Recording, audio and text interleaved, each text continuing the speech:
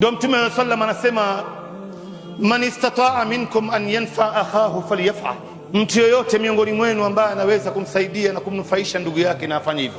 Hii ni nafasi ya dhahabu ambayo tunapewa katika maisha yetu Waislamu, na wengi wetu hatuyachukui haya. Ndio Mtume akasema man nafasa an mu'minin kurbatan min kurabi dunya nafasa Allahu anhu kurbatan min kurabi yawm alqiyama.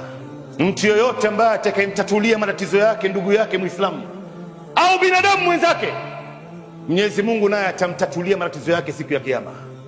Wa man yassara an mu'sirin yassarahu Allahu fi dunya wal akhirah, na mtu yoyote ambaye atakayemsaidia mtu mwenye uzito akamfanyia wepesi, Mwenyezi Mungu naye atamfanyia wepesi katika dunia yake na akhira yake. Wa man satara musliman satarahu Allahu fi dunya wal akhirah, na mtu yoyote ambaye atakayemsitiria ndugu yake Muislamu aibu yake, Mwenyezi Mungu naye atamsitirie naye vile vile aibu yake katika dunia hii na kesho akhira.